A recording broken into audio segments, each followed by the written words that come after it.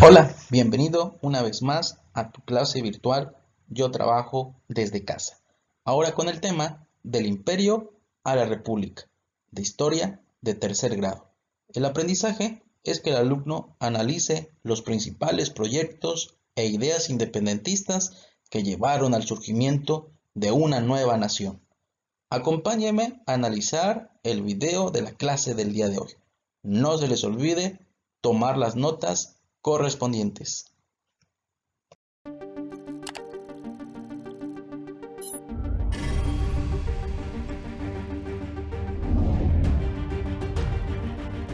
Historia, tercer grado.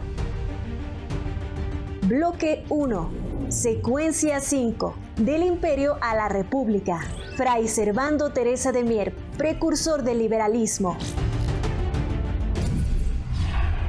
Tras la firma de los Tratados de Córdoba y de la entrada del ejército trigarante a la Ciudad de México, la nueva nación debía decidir qué tipo de gobierno tendría.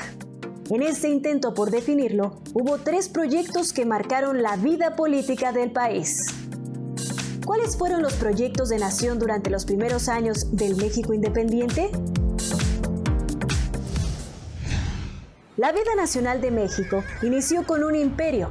En 1822, Agustín de Iturbide aprovechó la negativa del gobierno español a reconocer la independencia del país para coronarse emperador. La regencia, que fungía como poder ejecutivo al mando de Iturbide, organizaría elecciones para conformar el Congreso Constituyente. El hecho de que las Cortes españolas no reconocieran la independencia de México fortaleció el argumento de quienes querían una república en lugar del imperio. Entre ellos estaba Fray Servando Teresa de Mier. El descontento creció y en respuesta Iturbide encarceló a sus opositores. En 1823, una facción del ejército promulgó el Plan de Casamata, que exigía un nuevo Congreso. El emperador tuvo que abdicar el 19 de marzo de 1823 y se declaró ilegal el imperio. Había que decidir el sistema político que debía tener México. Se discutían sobre todo 2 opciones: centralismo o federalismo. Los centralistas argumentaban que era necesario un poder centralizado al que debían sumarse las entidades políticas. El cobro de impuestos, la creación de leyes y su ejecución dependerían del poder central, sin autonomía de las provincias. Los federalistas, en cambio, proponían que las provincias fueran autónomas, que pudieran elegir a sus poderes ejecutivo y legislativo, así como realizar el cobro de impuestos.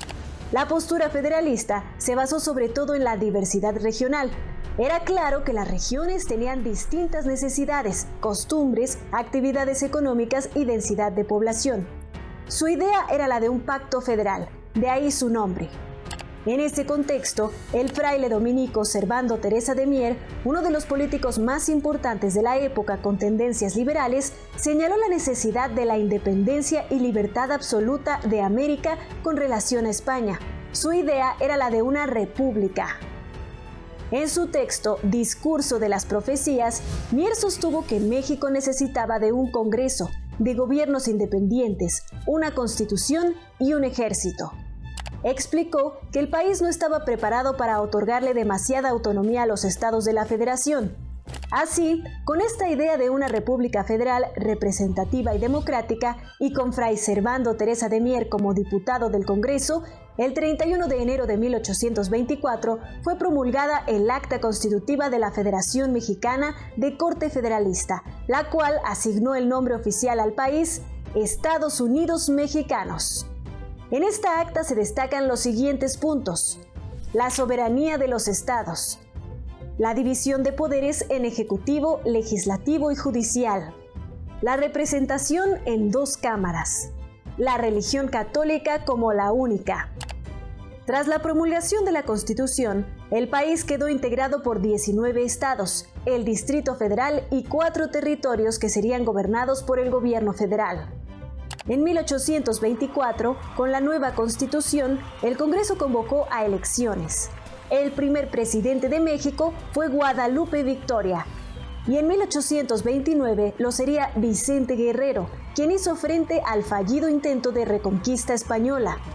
Una de las preocupaciones más importantes para México fue hacerse del reconocimiento internacional, lo cual se logró gradualmente en años posteriores. Las ideas republicanas de Fray Servando Teresa de Mier fortalecieron la soberanía con el apoyo al Congreso, la creación de una nueva constitución y la consolidación de un ejército. ¿Cuáles eran las características del proyecto centralista y del proyecto federalista?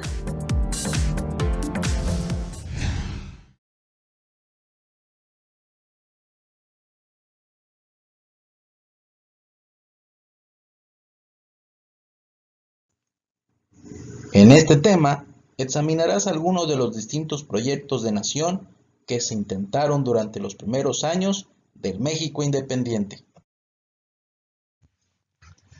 El gobierno español se negó a reconocer los tratados de Córdoba y la independencia de la Nueva España. Agustín de Iturbide aprovechó la negativa de Fernando VII para argumentar que, según esos tratados, el Imperio mexicano podía nombrar un nuevo gobernante. Así, Iturbide fue declarado emperador el 19 de mayo de 1822 y coronado 2 meses después. El gobierno de Iturbide enfrentó muchos problemas por las condiciones económicas en las que se encontraba el país. La economía estaba en una profunda crisis por el descenso en la producción de plata.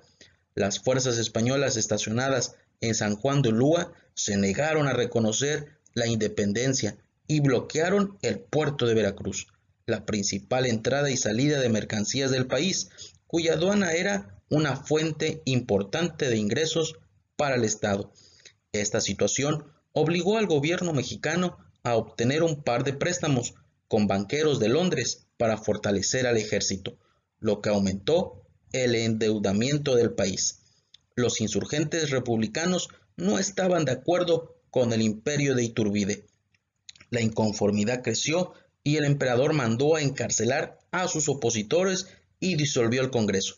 La alianza que se había logrado durante la independencia se rompió, por lo que Iturbide no pudo controlar la situación y abdicó en 1823. Luego partió al exilio y fue sustituido por una junta de gobierno. República y Federación. El nuevo gobierno convocó a un Congreso Nacional, el cual proclamó la República en 1824 y propuso que el país se organizara como una federación de estados autónomos. Los federalistas era el grupo político más radical, el cual agrupaba a muchos de los antiguos insurgentes.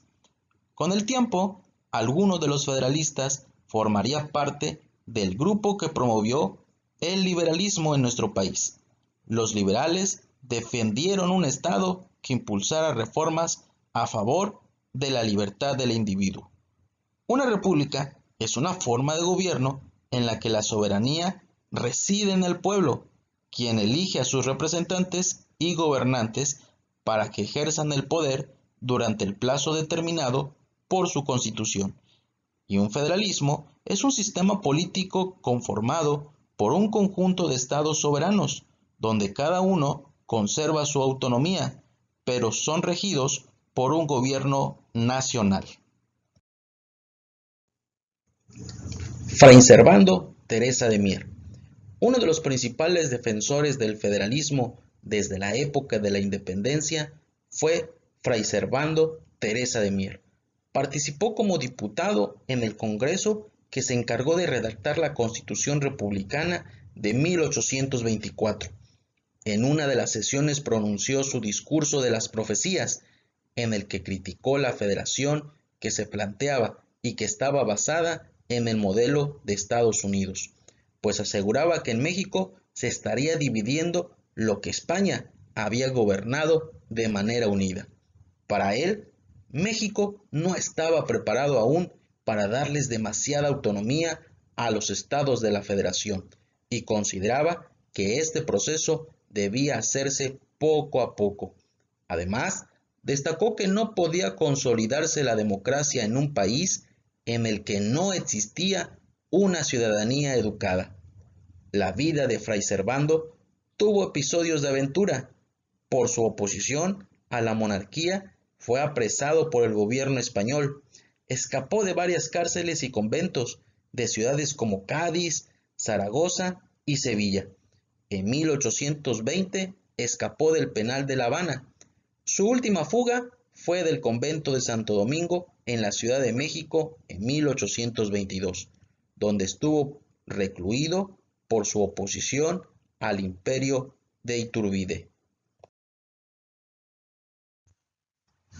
El último tema que abordaremos en la clase del día de hoy es el de las ideas principales de los centralistas.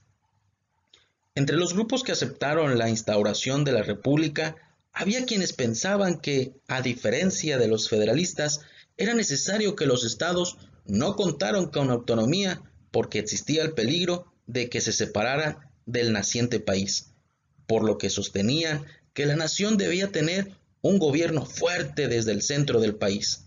Entre los centralistas había quienes creían que la monarquía era la mejor forma de gobierno para mantener la unidad y preservar así la organización social y la cultura novohispana.